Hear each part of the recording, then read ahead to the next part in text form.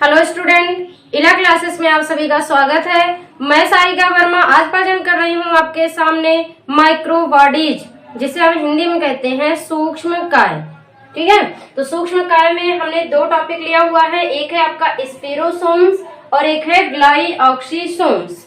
ठीक है, इसके पहले हमने आपको क्या बताया था, लाइसोसोम बताया था। तो जैसे लाइसोसोम एक कोशिकांग है या आपने एंडोप्लाज्मिक रेटिकुलम पढ़ा, गाल्जी काय पढ़ा, उसी प्रकार से कोशिका द्रव्य में पाया जाने वाला एक और जो है कोशिकांग है स्पेरोसोम्स और एक है ग्लाइऑक्सीसोम। ठीक है, ये जो है माइक्रोबॉडीज यानी कि ये जो स्पेरोसोम्स हैं और ग्लाइऑक्सीसोम्स हैं, ये किसमें उपस्थित होते हैं? पादप कोशिका में उपस्थित होते हैं। ये जंतु कोशिका में नहीं पाए जाते हैं, पादप कोशिका के कोशिका द्रव्य में उपस्थित होते हैं। तो देखिए ये जो है आपका स्पेरोसोम्स जो है माइक्रोबॉडीज, इसमें देखिए जो है ओरिजिन स्पेरोसोम जो है माइक्रोबॉडीज जो है यानी कि ये स्पेरोसोम की जो उत्पत्ति है, स्पेरोसोम की उत्पत्ति किससे होती है? SER अर्थात स्मूथ एंडोप्लाज्मिक रेटिकुलम।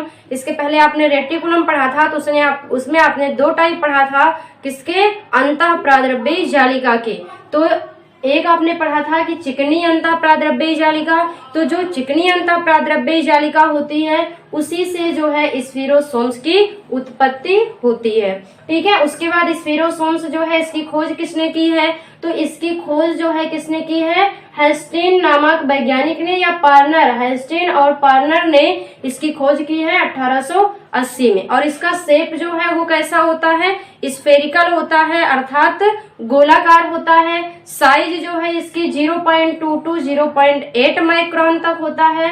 और ये जो है स्पेरोसोम्स भी, जैसे आपने लाइसोसोम पढ़ा था, लाइसोसोम में आपने देखा था कि लाइसोसोम क्या? लाइसोसोम है आपका गाल्जी काय है, एंडोप्लाज्मिक रेटिकुलम है। ठीक है, ये सभी कैसे होते हैं? ये सभी एकक झिल्ली युक्त कोशिकांग होते हैं, एकल झिल्ली युक्त कोशिकांग होते हैं। उसी प्रकार से आपके माइक्रोबॉडीज जो होते हैं ये भी एकल झिल्ली युक्त कोशिकांग होते हैं। तो ये यहाँ पे लिखा है कि यह एकक झिल्ली परिबद्ध होता है। ठीक है, और स्पेरोसोम जो है ये किस में उपस्थित होती है? ये प्लांट सेल यानी कि पादप कोशिका में उपस्थित होती है। ठीक है, या जो है स्पेरोसोम जो है इसी को हम प्लांट लाइसोसोम के नाम से भी जानते हैं। ठीक है, स्पेरोसोम जो है इसे हम प्लांट लाइसोसोम के नाम से भी जानते हैं। प्लांट लाइसोसोम इसे हम क्यों कहते हैं? क्योंकि जो एक्टिविटी लाइसोसोम का होता है लगभग लाइसोसोम की तरह से स्पेरोसोम्स भी एक्टिविटीज को शो करता है। और जैसे लाइसोसोम में आपने देखा था कि कुछ जो है पाचक एंजाइम पाए जाते हैं, उसी प्रकार से स्पेरोसोम में भी लाइसोसोम के जैसे एंजाइम पाए जाते हैं। इसी वजह से इसे हम प्लांट लाइसोसोम भी कहते हैं। यहाँ लिखा है कि इसे प्लांट लाइसोसोम भी कहते हैं क्योंकि ये लाइसोसोम जैसी एक्टिविटी शो करते हैं एवं कई सारे एंजाइम लाइसोसोम की तरह होते हैं। ठीक है, उसके बाद इन्हें जो है यानी कि स्पेरोसोम्स को हम क्या कहते हैं? ओलियोसोम के नाम से भी जानते हैं।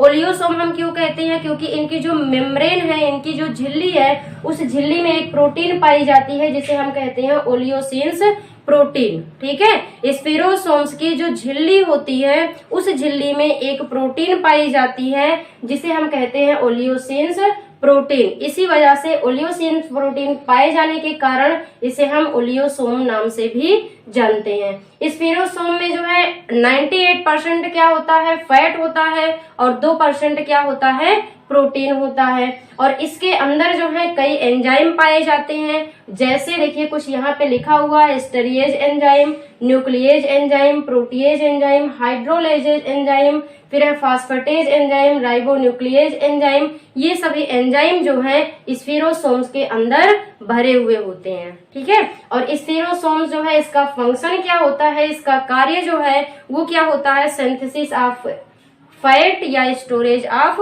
फैट, यानी कि ये जो है कार्बोहाइड्रेट का निर्माण भी करता है और कार्बोहाइड्रेट का संचय भी करता है। कार्बोहाइड्रेट को बनाता भी है और कार्बोहाइड्रेट को ये संचित भी करता है, स्टोर भी करता है। अब इसके बाद हम आते हैं दूसरा माइक्रोबॉडी जो है, ये है ग्लाइऑक्सीसोम। ये अलग अलग है दोनों, ये दूसरा है और ये दूसरा है। दोनों माइक्रोबॉडीज है, दोनों सूक्ष्मकाय हैं, एक है स्पेरोसोम और एक है ग्लाइऑक्सीसोम। ठीक है, तो ग्लाइऑक्सीसोम की उत्पत्ति ओरिजिन जो है ये किससे होती है? ER के टुकड़े से होती है, यानी कि एंडोप्लाज्मिक रेटिकुलम के टुकड़े से होती है। और ग्लाइऑक्सीसोम जो है इसको पहली बार देखा गया किसके द्वारा? वीवर्स के द्वारा। इसको पहली बार किसके द्वारा देखा गया? वीवर्स के द्वारा देखा गया। और ये भी जो है एकक झिल्ली परिबद्ध होता है। ठीक है, ये भी जो है ग्लाइऑक्सीसोम जो है ये भी कैसा होता है? ये भी एकल झिल्ली परिबद्ध होता है। ठीक है, और ये भी जो है किसमें पाया जाता है? प्लांट सेल में ही पाया जाता है। तो एक लाइन यहाँ लिख लीजिएगा,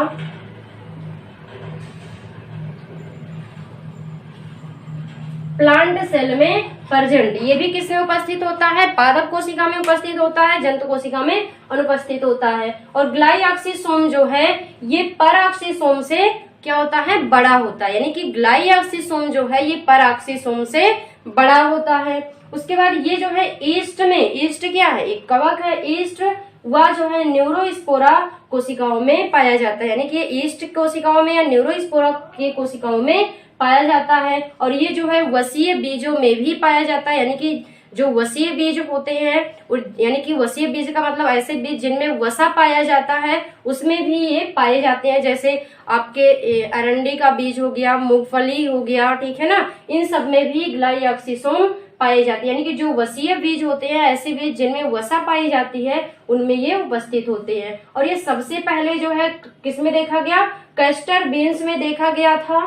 ठीक है, इसके बाद इसके कार्य हैं, इनमें जो है एक साइकिल चलती है जिसको हम कहते हैं ग्लाइऑक्जिलेट साइकिल। ठीक है, इसमें एक साइकिल चलती है जिसे हम कहते हैं ग्लाइऑक्जिलेट साइकिल, यानी कि ग्लाइऑक्जिलेट चक्र चलता है। और इस चक्र के द्वारा क्या होता है?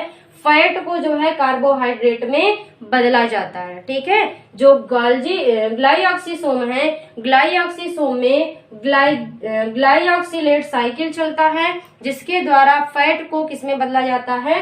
कार्बोहाइड्रेट में बदला जाता है। और ये फैट को कार्बोहाइड्रेट में बदलने की क्रिया जो होती है उसको हम कहते हैं ग्लाइकोनियोजेनेसिस। फैट को कार्बोहाइड्रेट में बदलने की प्रक्रिया को या बदलने की क्रिया को क्या कहते हैं? ग्लाइकोनियोजेनेसिस कहते हैं। ठीक है, उसके बाद एक नोट के रूप में लिखा गया है यहाँ पे, ग्लाइऑक्जिलेट में जो है ग्लाइकोलेट चक्र के अनेक एंजाइम पाए जाते हैं। जो ग्लाइऑक्जिलेट साइकिल है इसमें जो है ग्लाइकोलेट चक्र के एंजाइम पाए जाते हैं। वो एंजाइम है जैसे जो है आपका हो गया मैलेट सिंथेसेज, फिर है ग्लाइकोलेट ऑक्सीडेज, फिर है सिट्रेट सिंथेटेज, मैलेट डिहाइड्रोजिनेज, फिर है आपका कैटालेज, उसके बाद आइसोसिट्रिक लाएज, एकोनिटेज। ठीक है, ये सभी क्या है? इसमें पाए जाने वाले, यानी कि ये सभी एंजाइम जो है किसमें सहायक होते हैं? ग्लाइऑक्जिलेट साइकिल में। ठीक है, तो ये था आपका जो है माइक्रोबॉडी, ग्लाइऑक्सीसोम और पराक्सीसोम। ठीक है, आपने देखा कि पराक्सीसोम जो है ये क्या होता है? छोटा होता है, यानी कि ग्लाइऑक्सीसोम जो है ये पराक्सीसोम से बड़ा हो जाता है। ग्लाइऑक्सीसोम बड़ा होता है और पराक्सीसोम छोटा होता है। ठीक है, पराक्सीसोम का निर्माण किससे होता है? स्मूथ एंडोप्लाज्मिक रेटिकुलम के टुकड़े से, और ग्लाइऑक्सीसोम का एंडोप्लाज्मिक रेटिकुलम के टुकड़े से होता है। ठीक है, तो इसका आप स्क्रीनशॉट ले लीजिएगा और इसे नोट कर लीजिएगा अपने नोटबुक में। तो उम्मीद है कि समझ में आया होगा ये ग्लाइऑक्सीसोम और पराक्सीसोम। तो वीडियो कैसी लगी आपको ये आप कमेंट सेक्शन में जरूर बताइएगा, और आप सब्सक्राइब कीजिएगा, शेयर कीजिएगा, ठीक है, लाइक कीजिएगा। Thank you.